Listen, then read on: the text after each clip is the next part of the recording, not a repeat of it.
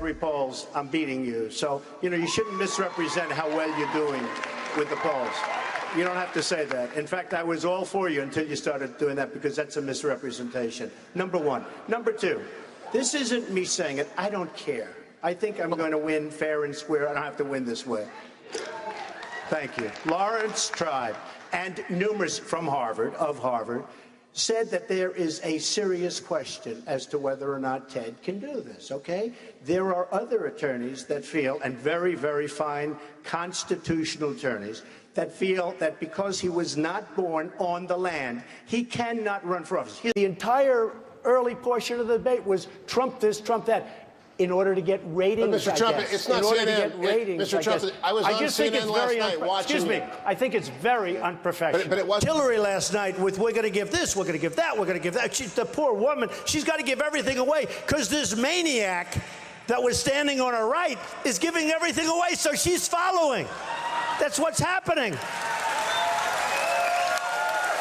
This socialist slash communist, okay? Nobody wants to say it.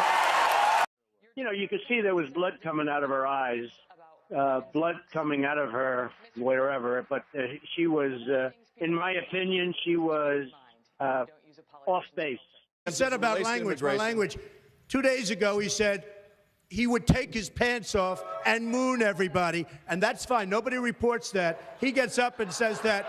And then he tells me, oh, my language was a little bit rough. Okay. My language. Governor Casey, Matter of principle, and I'll tell you. You are the single biggest liar. You probably are worse than Jeb Bush. You are the single biggest liar. all right. This guy lied. Let me just tell you, this guy lied about Ben Carson when he took votes away from Ben Carson in Iowa. And he just continues. And today, we had robocalls saying Donald Trump is not going to run in South Carolina, where I'm leading by a lot. I'm not going to run. Vote for Ted Cruz. This is the same thing he did to Ben Carson. This guy will say anything. Nasty guy. Well, let me just, he wants to be a tough guy. A lot of times, you'll have, and it doesn't work very well with How tough is it to take property from an elderly woman? Let me talk. Quiet. How tough is it? A lot of times, that's all of his donors and special interests out there. Well, I'm very glad that Ted mentioned Arizona, because probably the toughest man on borders is Sheriff Joe Arpaio. And 2 days ago, he totally endorsed me. So thank you. Well, I also happen to call him a lightweight, okay? And I have said that. So I would like to take that back. He's really not that much of a lightweight. And as far as, and I have to say this, he hit my hands. Nobody has ever hit my hands. I've never heard of this one. Look at those hands. Are they small hands?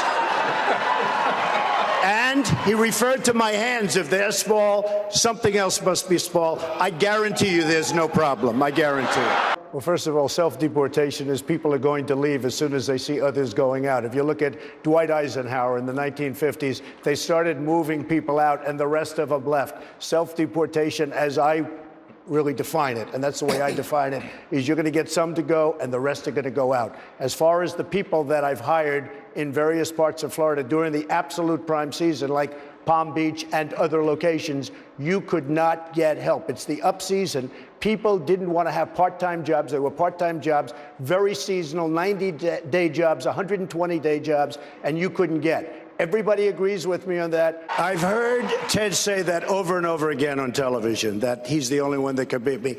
Just for the record, I've won 10. He's won 3 or 4. Last week, in fact, on Tuesday, I was 500,000 votes higher than him.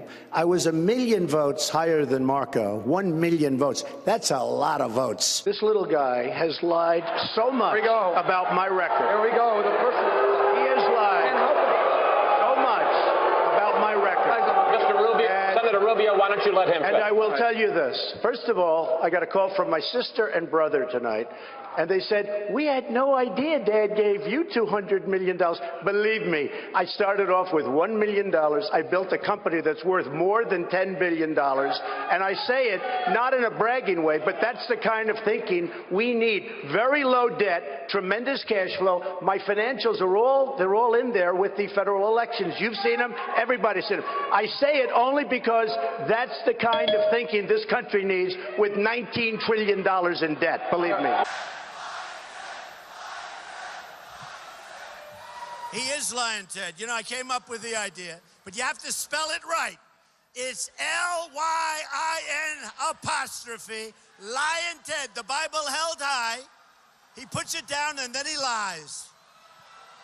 I never attacked him on his look, and believe me, there's plenty of subject matter right there. Not reported on the financials. What the financials don't show also is your tax rate. They don't show whether you paid a low tax rate or no tax rate. I fight very hard to pay as little tax as possible, and I've said that for the last 2 years. I fight very hard because this country wastes our money. They take our tax money and they throw it down the drain.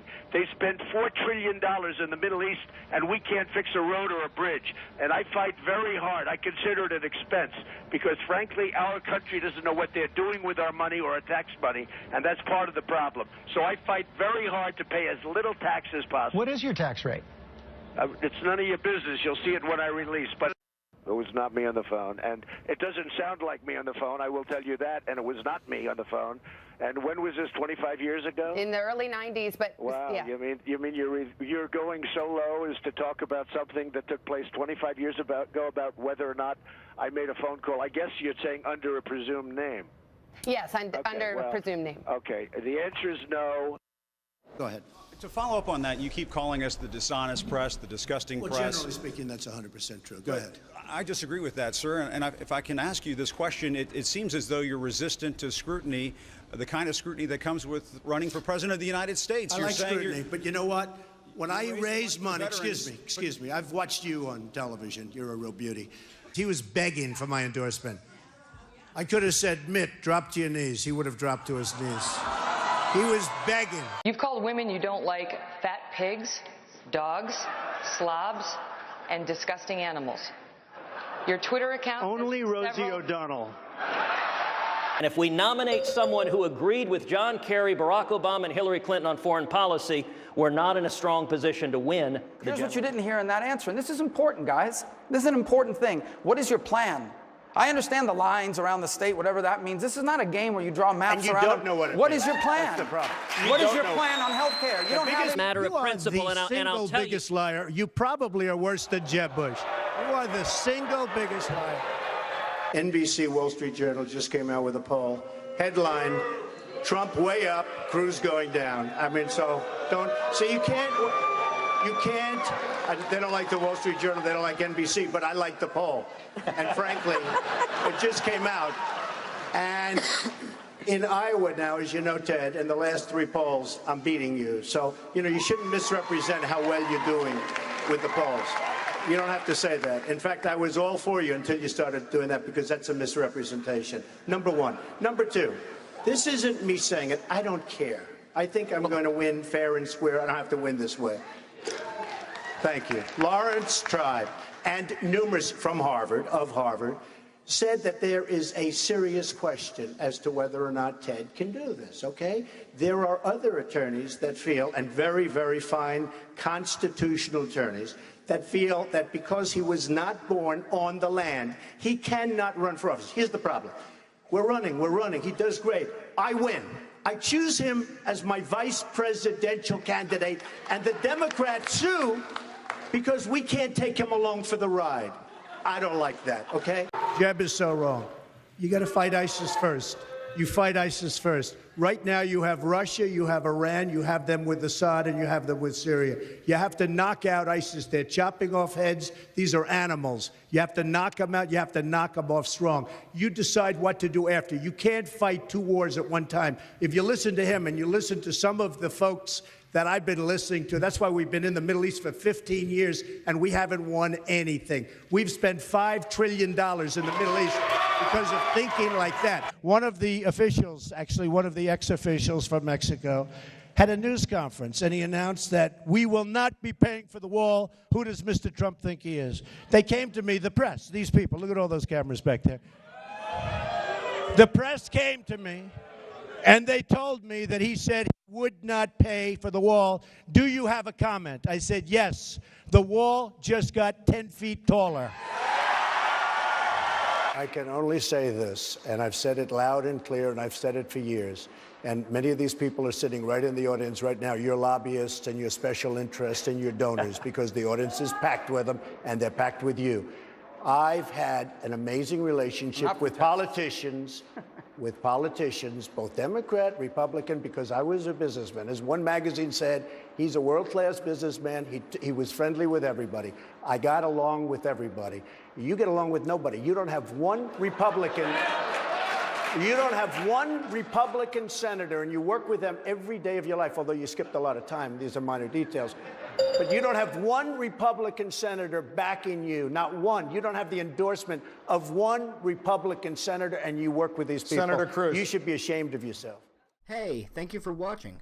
Don't forget to like, comment, share, and subscribe for more. Make the greatest trade deals you've ever seen. We're going to make our country rich again, strong again. It's going to be America first, not all these other countries.